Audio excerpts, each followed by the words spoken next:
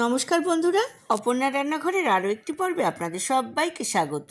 কেমন আছেন বন্ধুরা? আশা করি ভালো আছেন। আজ চলে এসেছি সুজি গাজরের হালুয়ার রেসিপি নিয়ে। ঝটপট বাড়িতে কিভাবে আমি এই সুজি গাজরের হালুয়া বানালাম চলুন দেখে নিই। তার জন্য আমি নিয়ে নিয়েছি 4টে ছোট সাইজের গাজরটাকে প্রথমে আমি গ্রেট করে নিয়েছি।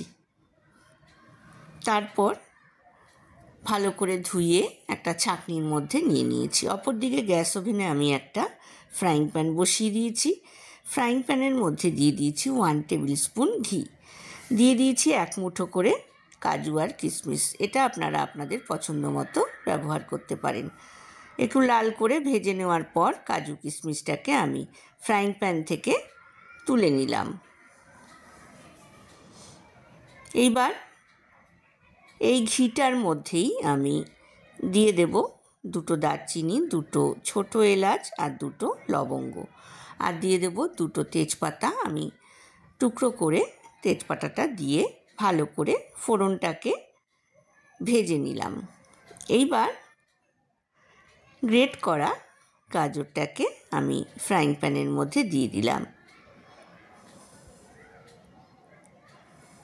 ঢাকনা দিয়ে একটুখানি গাজরটাকে মজতে দেব।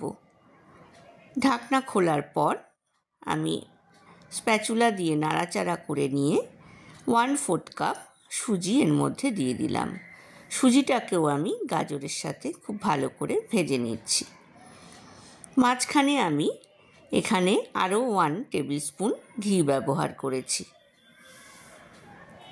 গাজর আর সুজিটাকে ভালো করে ভেজে নেওয়ার পর আমি এর মধ্যে দিয়ে দিচ্ছি ছোট কাপের 1 কাপ দুধ।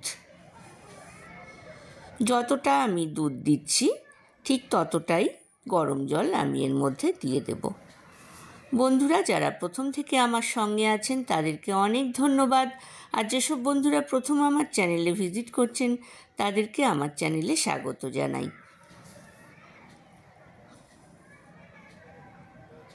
আরও 1 কাপ গরম জল আমি এর মধ্যে দিয়ে দিলাম।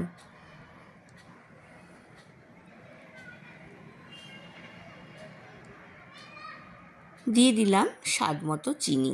আমি এখানে 4 টেবিল স্পুন ব্রাউন সুগার ব্যবহার করেছি।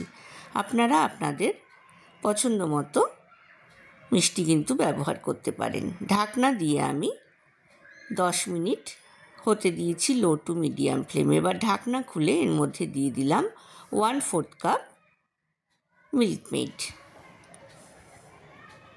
আমি এখানে দোকানের কেনা মিল্ক মেডই ব্যবহার করেছি, খোয়ার বানাতে পারিনি।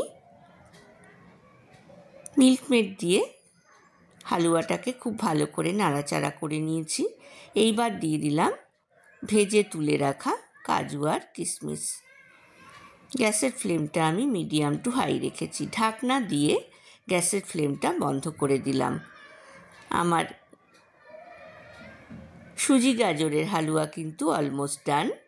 আমি সার্ভিং বলে সার্ভ করে দিয়েছি বন্ধুরা। আশা করি আজকের রেসিপিটা আপনাদের ভালো লেগেছে। ভালো লাগলে লাইক, কমেন্ট, শেয়ার করতে কিন্তু ভুলবেন না। পাশে থাকা বেল আইকনটা প্রেস করবেন, তাহলে আমার নতুন নতুন রান্নার নোটিফিকেশান বা আপডেট কিন্তু আপনার কাছে প্রথম পৌঁছবে। আজ এই পর্যন্তই বন্ধুরা, দেখা হবে আবার নতুন রেসিপি নিয়ে। ভালো থাকবেন, সুস্থ থাকবেন, ধন্যবাদ।